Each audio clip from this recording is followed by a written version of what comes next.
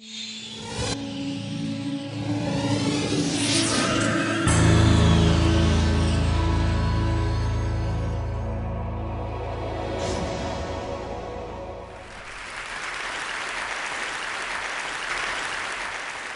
was here 4 years ago, and I remember at the time that the talks weren't put online. I think they were given to TEDsters in a box set of DVDs, which they put on their shelves where they are now.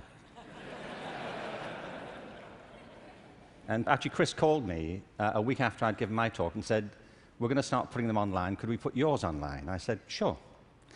And 4 years later, as I said, it's been seen by it's been downloaded 4 million times. So I suppose you could multiply that by 20 or something to get the number of people who've seen it. And as Chris says, there is a hunger for videos of me. You know.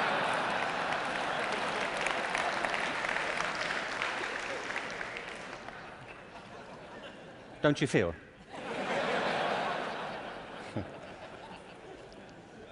So this whole event has been an elaborate build-up to me doing another one for you, so here it is.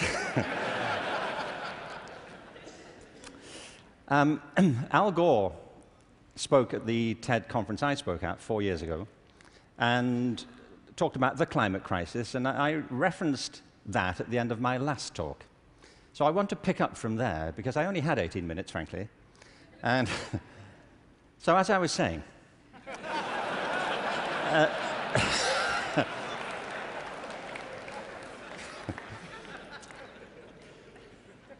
you see, he's right. I mean, there is a major climate crisis, obviously, and I think if people don't believe it, they should get out more. But I believe there's a second climate crisis, which is as severe, which has the same origins, and that we have to deal with the same urgency. And I mean by this, and you may say, by the way, look, I'm good. You know, I have one climate crisis. I don't really need a second one. But this is a crisis of not natural resources, though I believe that's true, but a crisis of human resources. I believe fundamentally, as many speakers have said during the past few days, that we make very poor use of our talents. Very many people go through their whole lives having no real sense of what their talents may be, or if they have any to speak of. I meet all kinds of people who don't think they're really good at anything. Actually, I kind of divide the world into two groups now. Jeremy Bentham, the great utilitarian philosopher, once spiked this argument. You know, he said there are two types of people in this world: those who divide the world into two types, and those who do not. Well, well, I do. And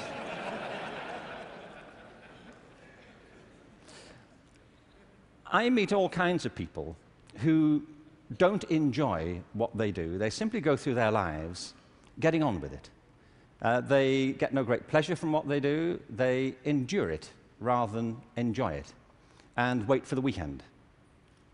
But I also meet people who love what they do and couldn't imagine doing anything else. If you said to them, "Don't do this anymore," they'd wonder what you were talking about. Because it isn't what they do, it's who they are. They say, "But this is me. You know, it would be foolish for me to abandon this because it speaks to my most authentic self." And it's not true of enough people. In fact, on the contrary, I think it's still true of a minority of people. And I think there are many possible explanations for it, and high among them is education. Because education, in a way, dislocates very many people from their natural talents. And human resources are like natural resources. They're often buried deep. You have to go looking for them. They're not just lying around on the surface. You have to create the circumstances where they show themselves. And you might imagine education would be the way that happens, but too often it's not. Every education system in the world is being reformed at the moment, and it's not enough. Reform is no use anymore, because that's simply improving a broken model. What we need, and the word's been used many times during the course of the past few days, is not evolution, but a revolution in education. This has to be transformed into something else.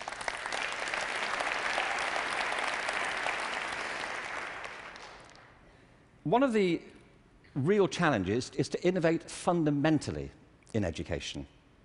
Innovation is hard because it means doing something that people don't find very easy for the most part. It means challenging what we take for granted, things that we think are obvious. The great problem for reform or transformation is the tyranny of common sense. Things that people think, well, they can't be done any other way because that's the way it's done. I came across a great quote recently from Abraham Lincoln, who I thought you'd be pleased to have quoted at this point. He said this in December 1862 to the second annual meeting of Congress. I ought to explain that I have no idea what was happening at the time. We don't teach American history in Britain. We suppress it. You know, this is our policy, so... So no doubt something fascinating was happening in December 1862, which the Americans among us will be aware of.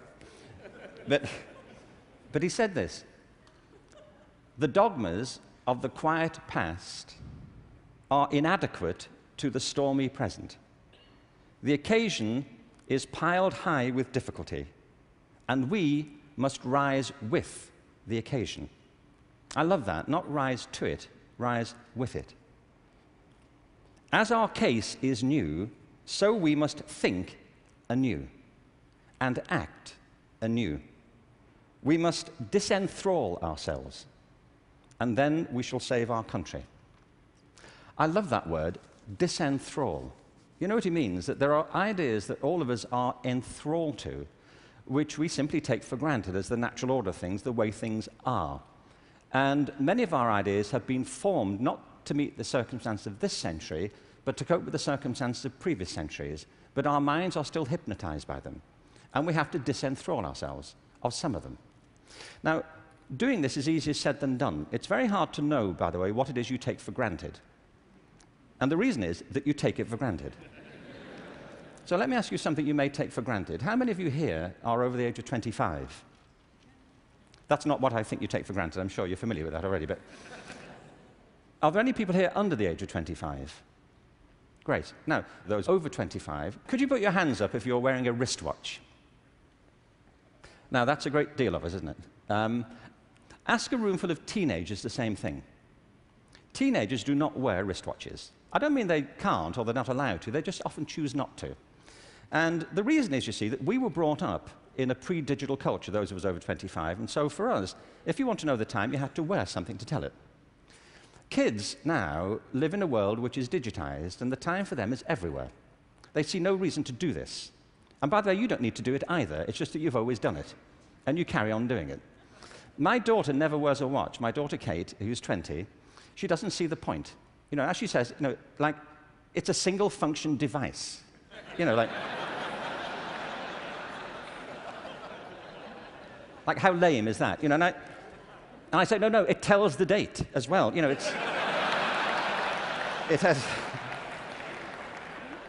has multiple functions. But you see, there are things we're enthralled to in education. Let me give you a couple of examples. One of them is the idea of linearity. That it starts here, and you go through a track, and if you do everything right, you will end up set for the rest of your life. Everybody who's spoken at TED has told us implicitly or sometimes explicitly a different story, that life is not linear, it's organic. We create our lives symbiotically as we explore our talents in relation to the circumstances they help to create for us. But you know, we have become obsessed with this linear narrative, and probably the pinnacle for education is getting you to college. I think we are obsessed with getting people to college. Certain sorts of college. I don't mean you shouldn't go to college, but not everybody needs to go, and not everybody needs to go now. Maybe they go later, not right away. I was up in San Francisco a while ago doing a book signing. There was this guy buying a book. He was in his 30s, and I said, "What do you do?" And he said, "I'm a fireman." And I said, "How long have you been a fireman?" He said, "Always. I've always been a fireman." And I said, "Well, when did you decide?" He said, "As a kid." He said, "Actually, it was a problem for me at school, because at school, everybody wanted to be a fireman." He said, "But I wanted to be a fireman." You know, and he said, "When I got to the senior year of school, my teachers didn't take it seriously. This one teacher didn't take it seriously." He said, "I was throwing my life away if that's all I chose to do with it. That I should go to college, I should become a professional person, I had great potential, and I was wasting my talent to do that. And he said it was humiliating because he said it in front of the whole class, and I really felt dreadful. But it's what I wanted. And as soon as I left school, I applied to the fire service, and I was accepted. And he said, you know, I was thinking about that guy recently, just a few minutes ago when you were speaking about this teacher. He said, because 6 months ago, I saved his life. He said he was in a car wreck, and I pulled him out, gave him CPR, and I saved his wife's life as well. He said, I think he thinks better of me now.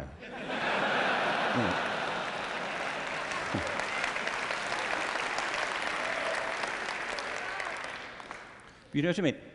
Human communities depend upon a diversity of talent, not a singular conception of ability. And at the heart of our challenges, at the heart of the challenge is to reconstitute our sense of ability and of intelligence. This linearity thing is a problem. When I arrived in LA about 9 years ago, I came across a policy statement, very well intentioned, which said college begins in kindergarten. No, it doesn't. It doesn't.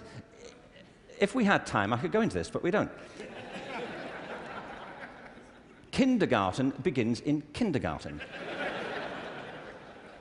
A friend of mine once said, you know, a 3-year-old is not half a 6-year-old.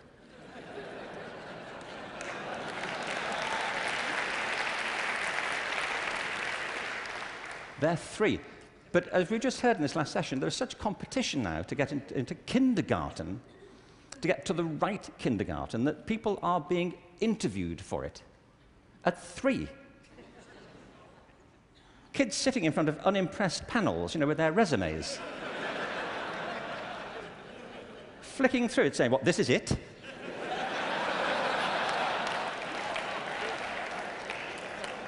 You've been around for 36 months and this is it. You know,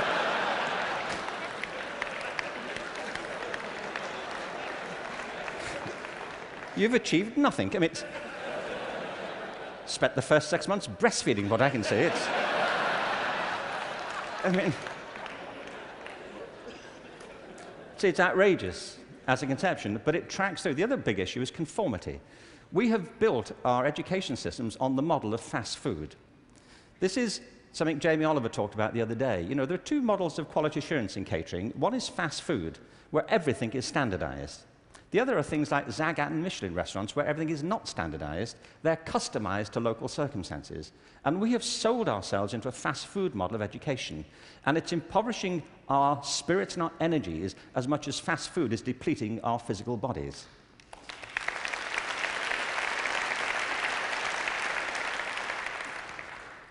I think we have to recognize a couple of things here. One is that human talent is tremendously diverse. People have very different aptitudes. I worked out recently that I was given a guitar as a kid at about the same time that Eric Clapton got his first guitar. You know, it worked out for Eric, that's all I'm saying. You know, in a way, it did not for me. I could not get this thing to work, you know. No matter how often and how hard I blew into it, you know, it just wouldn't work. But it's not only about that, it's about passion. Often people are good at things they don't really care for. It's about passion and what excites our spirit and our energy. And if you're doing the thing that you love to do, that you're good at, time takes a different course entirely. My wife's just finished writing a novel, and I think it's a great book. But she disappears for hours on end. You know this. If you're doing something you love, an hour feels like 5 minutes. If you're doing something that doesn't resonate with your spirit, 5 minutes feels like an hour. And the reason so many people are opting out of education is because it doesn't feed their spirit. It doesn't feed their energy or their passion. So I think we have to change metaphors. We have to go from what is essentially an industrial model of education, a manufacturing model, which is based on linearity and conformity and batching people. We have to move to a model that is based more on principles of agriculture. We have to recognize that human flourishing is not a mechanical process, it's an organic process. And you cannot predict the outcome of human development. All you can do is, like a farmer, is create the conditions under which they will begin to flourish. So when we look at reforming education and transforming it, it isn't like cloning a system. There are great ones, like KIPS. It's a great system. There are many great models. It's about customizing them to your circumstances and personalizing education to the people you're actually teaching. And doing that, I think, is the answer to the future, because it's not about scaling a new solution. It's about creating a movement in education in which people develop their own solutions, but with external support based on a personalized curriculum. Now, in this room, there are people who represent extraordinary resources in business, in multimedia, in the internet. These technologies, combined with extraordinary talents of teachers, provide an opportunity to revolutionize education. And I urge you to get involved in it, because it's vital not just to ourselves, but to the future of our children. But we have to change from the industrial model to an agricultural model where each school can be flourishing tomorrow. That's where children experience life, or at home if that's where they choose to be educated with their families or their friends. There's been a lot of talk about dreams over the course of this few days. And I wanted just to, very quickly, I was very struck by Natalie Merchant's songs last night, recovering old poems. I wanted to read you a quick, very short poem from W.B. Yeats, who some of you may know. He wrote this to his love, Maud Gone, and he was bewailing the fact that he couldn't really give her what he thought she wanted from him. And he says, I've got something else, but it may not be for you. He says this: had I the heavens embroidered cloths, enwrought with gold and silver light, of blue and the dim and the dark cloths, of night and light and the half-light, I would spread the cloths under your feet. But I, being poor, have only my dreams. I have spread my dreams under your feet. Tread softly, because you tread on my dreams. And every day, everywhere, our children spread their dreams beneath our feet. And we should tread softly. Thank you. Thank you very much. Thank you very much.